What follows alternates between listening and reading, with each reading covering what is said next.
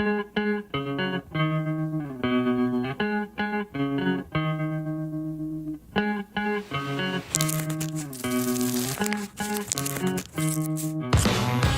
are lighting up all over the country. They call it the green rush. Marijuana has moved out of the back alleys and into the open. Happy Cannabis Cup, y'all. In some states, it's legal to grow, to sell, to smoke. And marijuana could be legalized in a city near you. So easy to get, and many think so harmless. But when the smoke clears, is marijuana bad for you? Or could pot actually be good for you? Marijuana is better than all those pills for you in terms of treating? Yeah. I travel the world for answers. What does marijuana do to you? What does it do to your kids? A special investigation. Weed.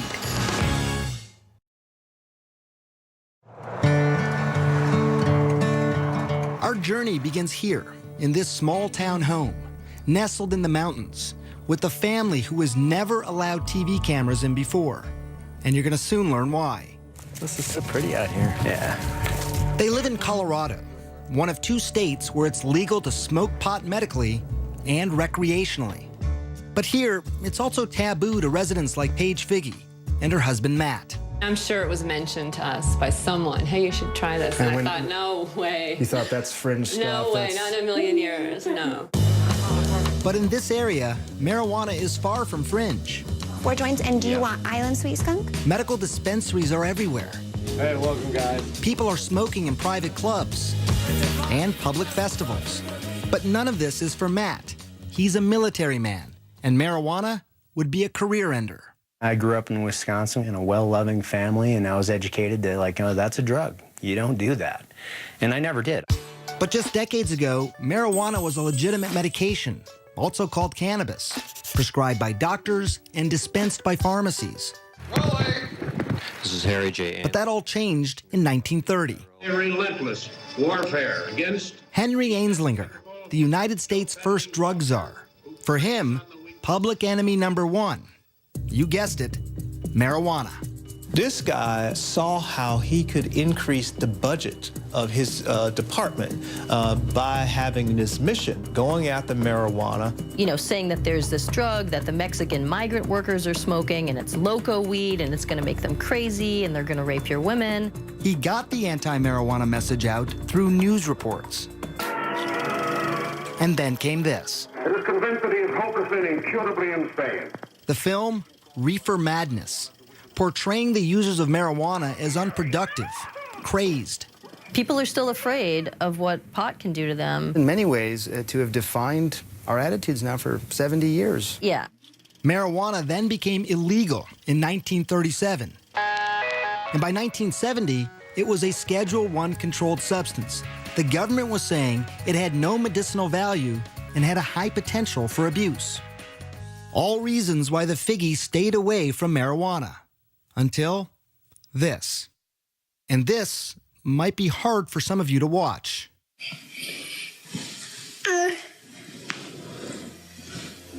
It's okay, baby. This is their daughter, Charlotte, having a seizure. We just thought it was just one random febrile seizure. Nothing to really do, Right. no medications. It's a fluke. Right. A fluke made sense. After all, Charlotte, nicknamed Charlie, was born perfectly healthy, a fraternal twin to sister Chase. Charlie always had big, big smiles. Just happy kids. Easy. Yeah, easy. Very much so. So it was around 3 months, you said, that when you Yeah. first noticed that Yeah. Charlotte had a seizure. I was changing her diaper, well, putting a new diaper on from after the bath, and her eyes just started flickering. It led to the first of many trips to the ER. They did the $1 million workup, the MRI, EEG, spinal tap. You know, they did the whole workup and found nothing and sent us home. No abnormal blood tests, no abnormal scan. And developing normally, too. You know, talking and walking, and the same day as her twin. Nothing was behind yet. By the time she was 2, though, the seizures had become constant and started to take their toll on their once happy, joyful little girl. She started to really decline cognitively, and she was slipping away, and she just wasn't keeping up with her twin. The Figgies finally found an answer. It was awful news. Dravet syndrome. It is severe, intractable epilepsy. The seizures start during the first year of life and are unstoppable, difficult to control, and very damaging. Severe behavioral problems, attention deficit and hyperactivity, the self-injury, banging her head on the floor and pulling her hair out, and like a possessed child. This isn't your perfect, happy Charlotte. It was a race against time. Many Dravet kids die young, in early childhood. Charlotte was almost 3. For the next 2 years, the Figgies tried everything. Strange diets, acupuncture, and dozens of powerful drugs like Valium, Ativan, phenobarbital. But nothing seemed to help. Even worse, some of the medications nearly killed her. After 1 dose, she stops breathing. And after 2 doses, her heart will stop. Did you have to do CPR then on her yourself? Yes. I remember when her heart stopped and I had her pulse and I lost her pulse. There was just nothing. The ambulance is on its way. She survived. You're okay. Mommy's here. But now it was fall of 2011, and Charlotte was 5 years old. When things were at their worst, she just sees all night, and the kids are sleeping either in my room or next door. They can hear her, the seizure scream all night, 50 times a night. And Chase would come in the morning and just, this is her twin, and just hug her and like rub her head and say, I'm just so glad you survived through the night last night. Matt had been deployed to Afghanistan, and the only thing he could do to help was start scouring the internet. And he stumbled onto this video of a child using marijuana. So how's everything going? Jaden had 4 days without a seizure. I'm like, wow, having success on specifically Dravet, this is interesting. It's natural. And while he couldn't ever imagine taking marijuana himself, he was now in the stunning position of recommending it for Charlotte. I was like, we need to do this. And I said, I don't know. Charlie, there you are. And then Charlotte's condition got worse. 300 seizures a week, almost 2 every hour. She was not talking or moving, basically catatonic. As a last resort, doctors wanted to either prescribe a powerful veterinary drug used on epileptic dogs or put Charlotte in a medically induced coma so her brain and body could rest. For Paige, those were not good options. But maybe, just maybe, marijuana now was. But she was about to find out how hard that would be. This isn't go to the pharmacy and pick up your medicine. There was no protocol. When we come back, what will the Figgies do? And what would you do if this were your daughter?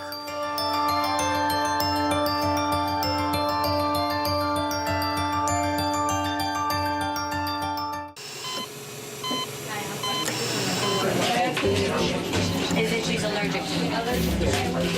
I had resigned myself. I don't think she's gonna survive this. We've seen her flatline in the hospital. We've said goodbye. You're listening to Matt and Paige Figgy describe their own daughter. What would you do if this were your child? Charlotte Figgy had an extreme form of epilepsy. Her body was so frail that any seizure could kill her. With no traditional treatment left to try and the clock ticking away, her parents decided to try marijuana. Charlotte was just 5 years old. You need a card in order to be able to get the cannabis from a pharmacy. Doctors have to prescribe it. You need 2 doctors in Colorado to get the card for a juvenile or a child. It was hard. We were the first young child, and they said no. Everyone said no, no, no, no, no. Certainly her age played a role in my hesitance. Dr. Alan Shackelford is a Harvard-trained physician. He's also among a handful of doctors in Colorado who give prescriptions for medical marijuana. From the moment Charlotte entered his office, he knew she was in trouble. While he was just examining her, she had 2 seizures. She'd failed everything. There were no more options for her. Everything had been tried, except cannabis. Here's how scientists think it might work. Marijuana is made up of 2 ingredients. THC, that's the psychoactive part that makes you high, and CBD, also called cannabidiol. It's the CBD that scientists think modulates electrical and chemical activity to help quiet the excessive activity in the brain that causes seizures. I've been telling my patients to cut. Dr. Julie Holland is the editor of The Pot Book, a complete guide to cannabis. For a long time, the work on cannabis and epilepsy was sort of inconclusive. Maybe it works, maybe it doesn't. They couldn't quite figure it out. And it's only when they really started separating THC from CBD that they saw, definitively, yes, CBD seems to really stop seizures. So the Figgies needed to find something that was rare, a strain of marijuana that was low in THC. Of course, they didn't want Charlotte getting stoned, but also high in CBD to treat her seizures. And that wouldn't be easy. Dispensaries and growers, they make their money off strains that are high in THC. I'm Joel. I'm Josh. No one knows that better than the Stanley brothers. Their family business is pot. And if you look at these clean-cut guys and what you see surprises you, don't worry. They've heard it all before. When we round the corner, they're like, oh, wait a second. Did you finish high school? They all not only finished high school, but also college, and in some cases, graduate school. Now, they are some of Colorado's biggest growers and dispensary owners. They produce up to 600 pounds of medical marijuana a year, and much of that marijuana is high in THC. But here, on their remote farm at this undisclosed location in the mountains, It takes a lot of plants. We're allowed to grow 6 per patient. they have been growing something different, something they call revolutionary. So Greenhouse 1. Greenhouse 1, yes. Welcome to paradise. Behind closed doors and under tight security, we enter what the Stanleys call the Garden of Eden. There's nothing like this in the world. This plant's 21% CBD and less than 1% THC. It took years of crossbreeding plants to get to this point. Instead of breeding up the THC, we've bred down the THC and bred up the CBD. And people said, you're crazy. Who's going to smoke that? So why grow it then? Well, the Stanleys also believed in CBD's potential to treat many diseases. And they had seen it change lives before. I always have 2 strains. Meet 19-year-old Chaz Moore. He uses many different strains of marijuana, many of them high in CBD, to treat his rare disorder of the diaphragm. My abs will, lock up. That's why he's talking this way, almost speaking in hiccups, like he can't catch his breath. It's called myoclonus diaphragmatic flutter. This fluttering here, it's annoying, but it becomes painful pretty quickly, I imagine. Yeah. Yeah, after 15, 20 minutes is where I can start to really feel it. He's about to show me how the marijuana works. He's been convulsing now for 7 minutes. How quickly do you expect this to work? Within the first 5 minutes.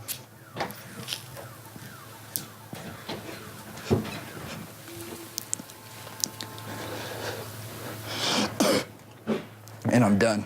That's it? That's it. It was actually less than a minute. Depending on the attack in the day, it'll work within the first couple hits. Hear how his voice is completely different. That attack lasted 8 minutes. But some have lasted much longer and happen as often as 40 times a day. And like Charlotte, he had tried so many things before. By 16, Chaz was taking these powerful, addictive, potentially deadly narcotics and muscle relaxants daily, like Valium and morphine. It would be safe to say that marijuana, what you have in your hand there, is better than all those pills for you in terms of treating what's going on? Yeah, I'm not zombified. I've had 16, 17 attacks today, and I'm still sitting up talking to you. My first attack on all these, I'd be in the hospital. I'm a firm believer that marijuana has actually saved my son's life. Chaz's father, Sean. His quality of life now is 1,000 times better than what it was when he was on the pharmaceuticals.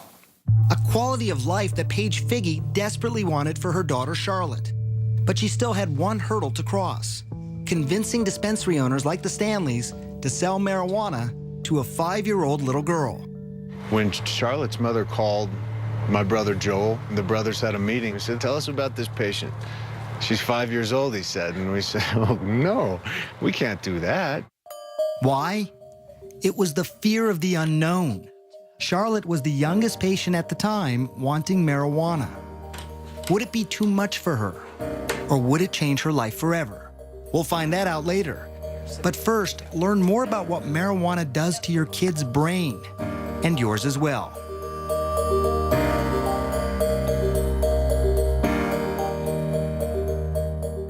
That's what I'm talking about. Y'all smoking or what? If you smoking weed, make some noise. Yeah. April 20th, Denver, Colorado. We like we smoke, we sing. Woo! Tens of thousands from around the country and the world lighting up legally. Happy Cannabis Cup, y'all. For some, it's a lifestyle. For others, it's a lifeline. We're working with the Lupus Foundation and rheumatoid arthritis. But for all of them, I wonder, what was it doing to their brains? Some of my patients call me pot doc. Your patients call you pot doc? Well, they never meet anybody who's as interested in hearing about their marijuana use as I am. Dr. Stacy Gruber is serious about pot. I want you to name the color and not to read it. Okay. I met her in her labs at McLean Hospital near Boston. She's using high-tech imaging to see what happens in the brain when you smoke. When you first smoke, that is, you light up a joint, a spliff, a blunt, receptors, which are throughout the brain, respond. And these areas of the brain are responsible for things like pleasure, memory, learning, sensation, sense of time and space, coordination, movement, appetite, and other drives, shall we say. So it's sort of an all-over impact, right? So reward, pleasure, hunger. You have this overall feeling of well-being, they say. That all sounds pretty good. Right. It does sound pretty good. And it's not just feeling good, but there's this phenomenon reported by many smokers over the years, especially famous artists, the ability to be more creative. When you feel that high, there's sort of a release of dopamine, and your brain sort of has the ability now to perceive things slightly differently from the way you might have if you hadn't been smoking pot. What you really see is this reduction in inhibitory function. Welcome, Dr. Gupta. Pretty spectacular. Less inhibition. That's something that painter Amir says helps him be more creative. A successful artist, his canvases sell for up to $25,000. It's my favorite way to work. Using marijuana. Yeah. He's been painting for 14 years, smoking for even longer. He says it makes him feel more relaxed, but most importantly for him, he says it makes him less critical of his own work. Stop worrying so much about this and that, and just sort of looking and being as present as possible. Amir does caution that it's a delicate balance for him. It would make me very apprehensive, as maybe a little paranoid, just too analytical. You can get paranoid, you can have disorganized thinking, you get disoriented. It can be uncomfortable, it can lead to panic attacks or anxiety attacks in people. How do you know when you've done too much? Simple tasks become very frustrating, like mixing paint, and then just sort of get into this state of duh, you know?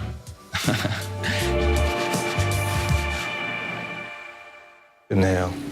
And why that happens is exactly what Columbia University neuroscientist Carl Hart is investigating. Exhale. Research subjects in his lab smoke marijuana and then take a variety of cognitive tests. The effects will be disruption in memory, disruptions in inhibitory control. They will become slower at cognitive functioning, a wide range of things. These effects are temporary, but they're pretty pronounced and they are clear. And it's slowly becoming clear to scientists what part of the brain is most affected. It's the prefrontal cortex. It's very important for planning, thinking, coordinating your behaviors. There are tons of marijuana receptors in this region. And we think that marijuana, particularly in the novice, can disrupt all of those behaviors. An impairment that Hart cautions could be dangerous, especially when driving. You may prematurely hit your brakes. You may prematurely hit the gas pedal, a wide range of things. You may make a turn without looking more carefully. Look at this experiment done by CNN affiliate KIRO in Washington State. Subjects smoked marijuana and then drove. One was a daily medical marijuana smoker, and another, an infrequent weekend smoker. Relaxed and buzzed. The more the novice user smoked, the more trouble behind the wheel. Watch yourself, watch yourself. But interestingly, the habitual smoker didn't have as much trouble. I wouldn't pull her off the road, no. No, not yet. And that's something I witnessed firsthand driving around with 19-year-old Chaz Moore. The day that I spent with him, he had been smoking all day long. Do you feel impaired at all? No, I don't. I feel normal. Turns out when you test people who have a lot of experience with cannabis, you don't see many disruptions. But if you test people who have sort of a limited history with cannabis, you can see some clear, pronounced disruptions. Of course, no one thinks that driving when using marijuana is a good idea. But what scientists can't answer is if there is a safe legal limit, and if people who use marijuana daily as a medicine should be able to drive. How impaired are they? What is more clear, though, is the effect of marijuana on the young brain. What we see is a very big difference in people who begin to smoke prior to the age of 16 and those who smoke after age 16, what we call early versus later onset. Gruber's brain scans show that the white matter, those are the highways that help the brain communicate from one point to another, are impaired in those who start smoking early. Maybe there's underlying white matter connectivity differences. That's your concern, it sounds like, that those highways, those white matter highways, are just more disrupted in people who start smoking early. That's what we see. Perhaps not surprising, given what we know about the young developing brain. That's a very delicate time in brain development, and that's not a good time to be taking any drugs. Preliminary research shows that early onset smokers are slower at tasks, have lower IQs later in life, higher risk of strokes, and increased incidence of psychotic disorders. And while these studies are not conclusive, some scientists are still concerned because in 2012, 35% of high school seniors lit up. And that could mean a generation of kids with damaged brains.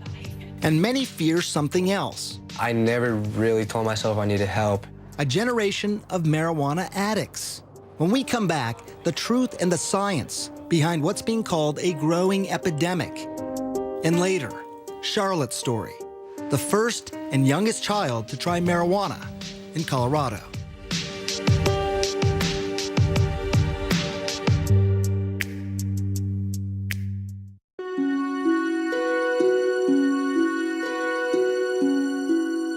This was the day Chaz Moore almost died. Pumped full of drugs like morphine, Dilaudid, Valium, to quiet a non-stop 48-hour attack.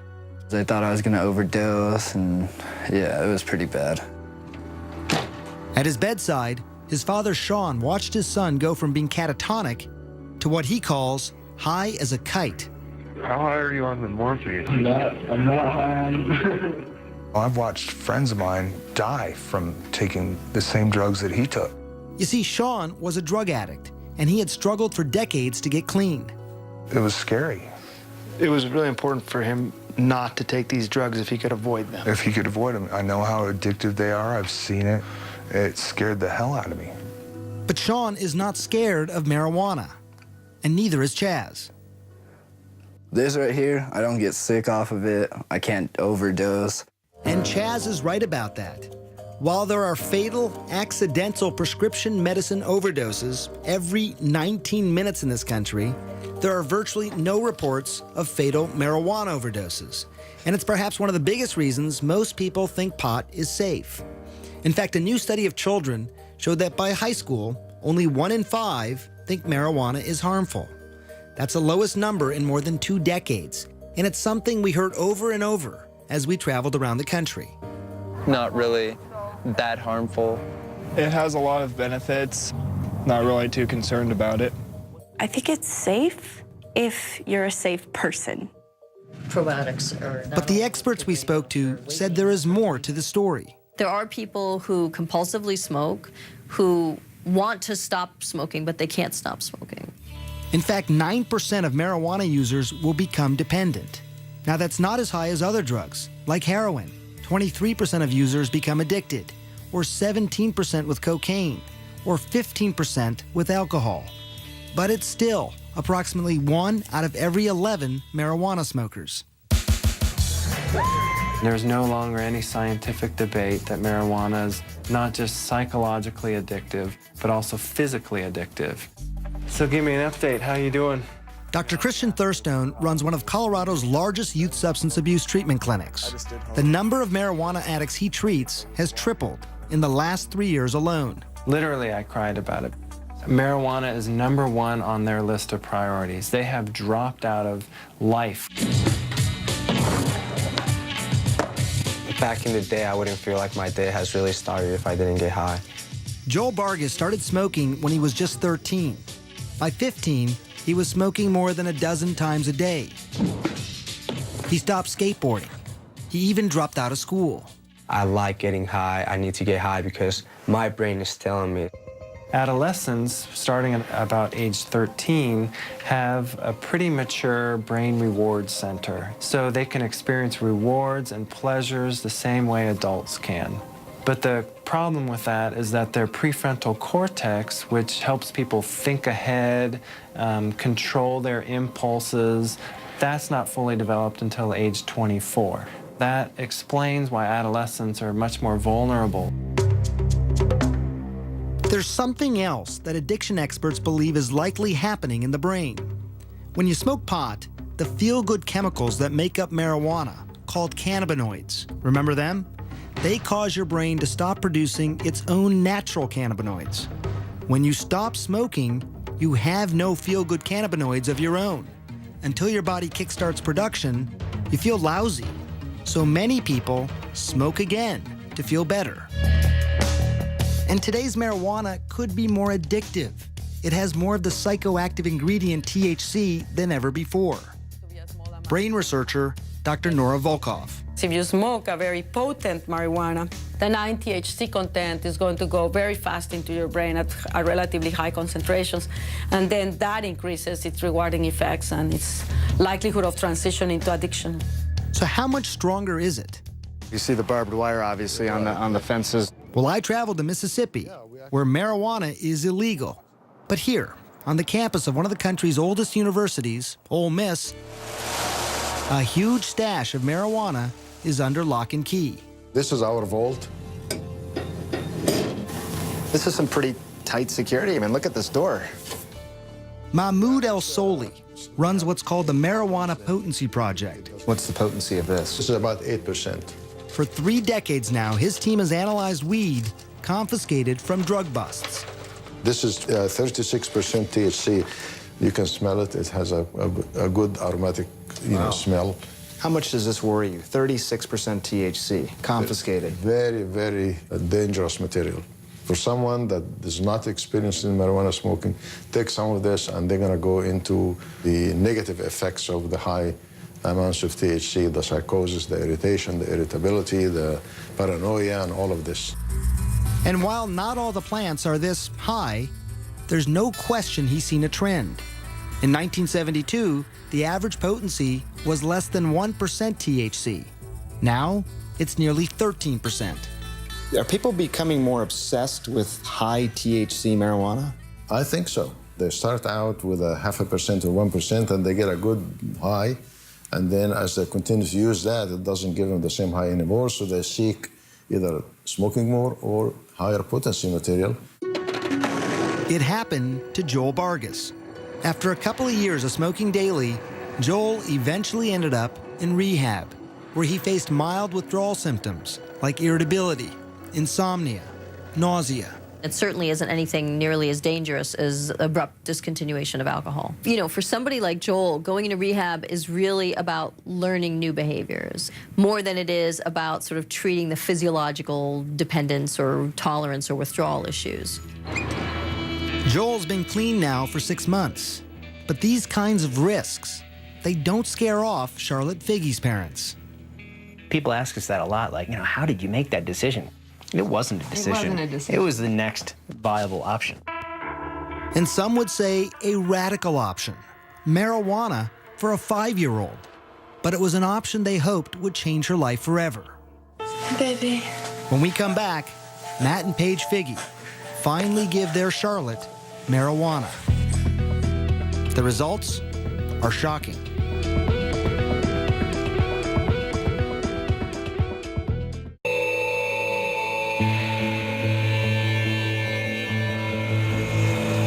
It was January 2012. Afghanistan. About 7,000 miles away from his family in Colorado, Matt Figge received this video from his wife, Paige. It's horrible seeing these videos when I'm deployed. It was his 5-year-old daughter, Charlotte, seizing. Diagnosed with a severe form of epilepsy, she was having 300 seizures a week, each attack so severe it had the potential to kill her. They had already tried dozens of high-powered drugs. We needed to try something else, and at that point in time, marijuana was that natural course of action to try. At home in Colorado, Paige searched for marijuana high in CBD. That's the ingredient some scientists think helps seizures, and also low in THC. Remember, she didn't want to get her daughter stoned. She found a small amount at a Denver dispensary. The owner was surprised that anyone would even want it. They said it's funny because no one buys this, you know. That was the general consensus, that nobody wanted it. It didn't have any effect. Paige paid $800 for a small bag and took it home. I had a friend that was starting a business on making medicine. And I said, can you help me extract the medicine from this bag of marijuana? I measured it with a syringe and squirted it under her tongue. It was exciting and very nerve-wracking. Holding Charlotte in her arms, Paige waited. An hour ticked by, and then another, and then another. She didn't have a seizure that day. And then she didn't have a seizure that night. Did you sit there and look at your watch? And... Right, I thought, this is crazy. And then she didn't have one the next day.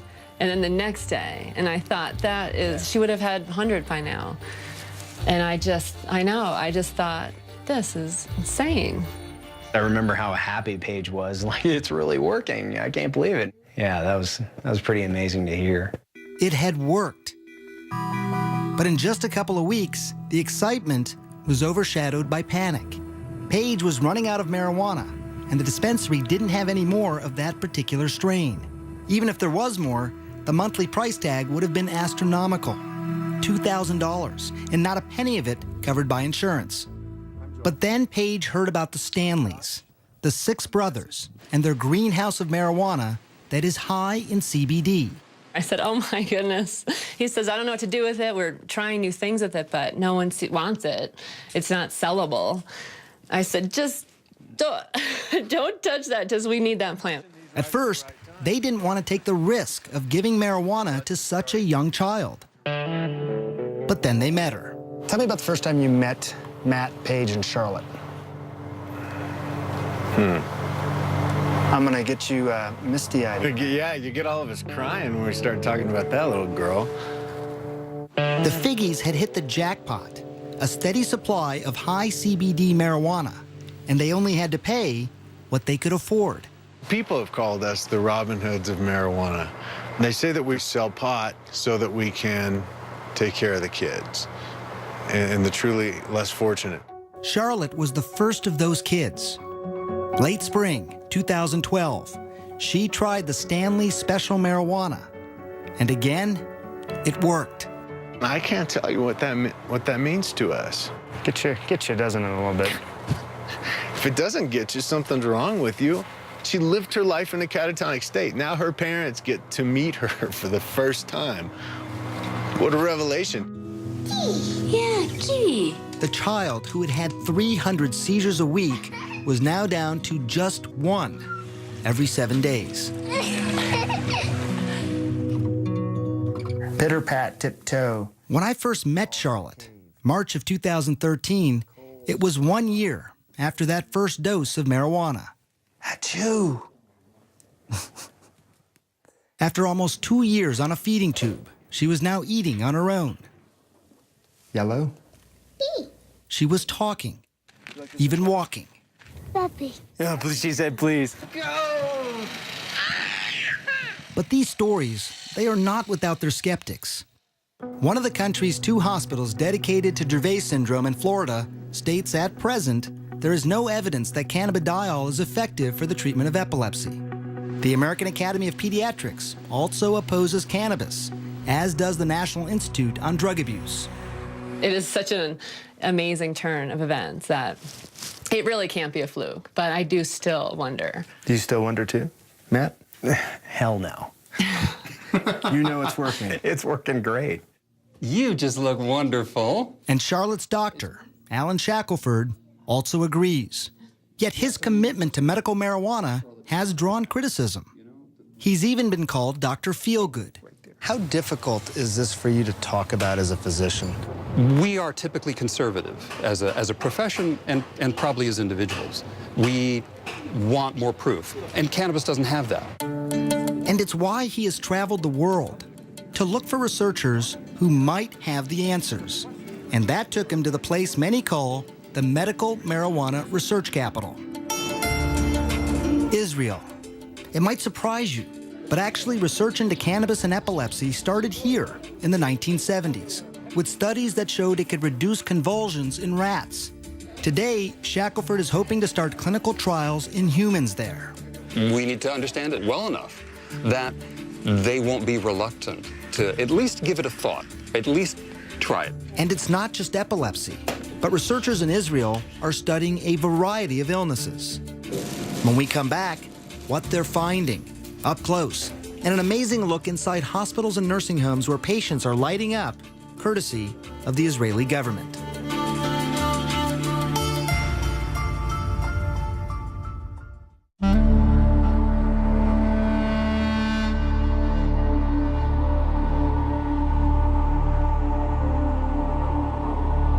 As the sun was rising on the ancient city of Jerusalem, the final leg of our journey was just beginning. There have been some great advances here, and I'm proud of that, obviously. Dr. Boaz Lev is with Israel's Ministry of Health. Here, they have pioneered marijuana research. They were the first to isolate THC and CBD decades ago. And now the country's ministry licensed 10,000 patients to use marijuana medicinally and has approved more than a dozen studies to treat illnesses like PTSD, pain, Crohn's disease, even cancer. Hopefully, this will prove to be the best medication. I really hope so. We're not there yet. Answers might come from places like this. It's a state-run nursing home outside of Tel Aviv.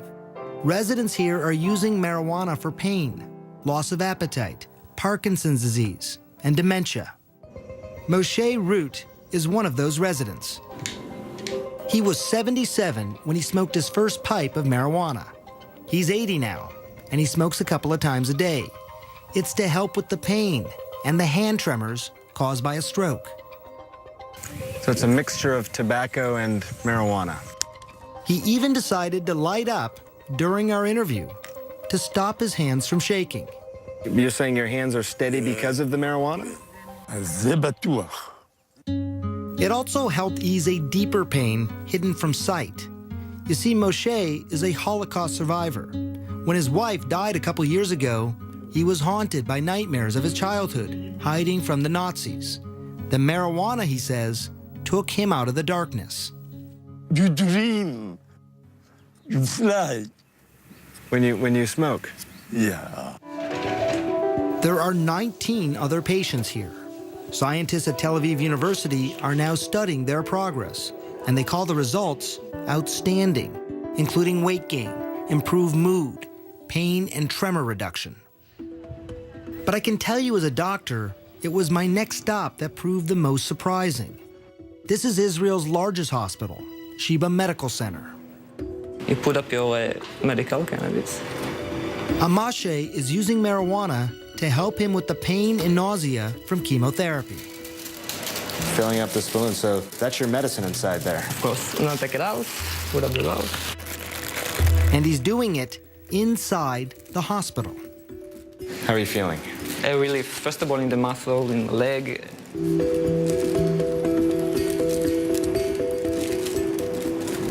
And you're not worried about any potential damage to your body? Not at all.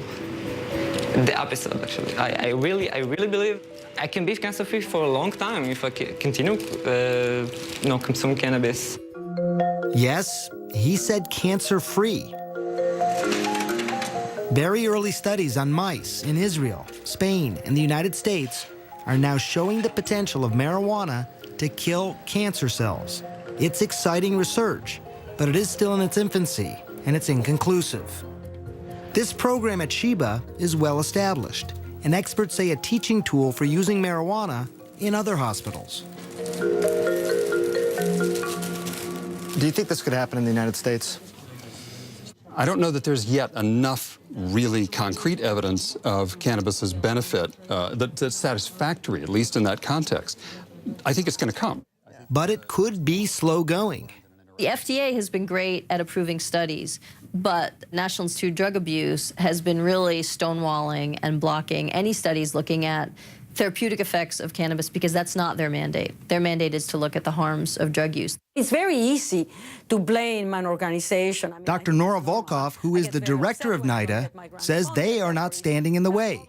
She claims they are not the only government institute that approves marijuana research.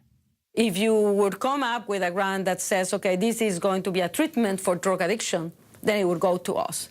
But if it's cancer, it goes to the Cancer Institute. If it is schizophrenia, it goes to NIMH. And so the institutes have a mission with certain diseases. What is clear, there are bureaucratic hoops that most researchers simply don't want to jump through. Neuroscientist Carl Hart. There are not many people studying marijuana. It's very difficult to get approval to study marijuana. What's nice about Israel is that the government is helping the research to happen. And it's research that could give hope to patients like Charlotte Figge.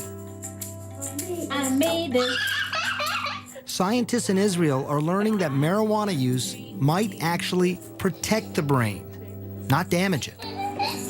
They've been able to show that it can decrease the amount of brain damage from head injuries in mice. To be able to give a medicine after the injury to reverse some of the damage, that's huge. I want to paint my nails. You want to paint your nails? I'll paint your nails. I literally see Charlotte's brain making connections that haven't been made in years. It's almost seeming to build her brain, where before it seemed broken. And while scientists are still at the very early stages of knowing if this is actually happening, I can tell you it was remarkable to see her progress. In the 3 months since we first met her, we saw a change. She was now talking more. Say puppy. Yeah. She's horseback riding. Good girl. She even rides a bike on her own. And the special strain made for Charlotte is now named for her. It's Charlotte's Web. It is Charlotte's plant. It's Charlotte's plant. Not anymore. Now it's for all the children. More than 41 children are using Charlotte's Web here in Colorado. All of them are reporting significant seizure reduction. And there are dozens more on a wait list, hoping, praying that a plant could change their lives, just like it did for Charlotte. I'm gonna get you. You both seem very at peace. I'm very at peace, yeah. Very peaceful. We've been given a great life. You know, it's so unfortunate that Charlie has this Dravet syndrome. But thank God we've got something now that's working. And she's doing so great today. Yeah.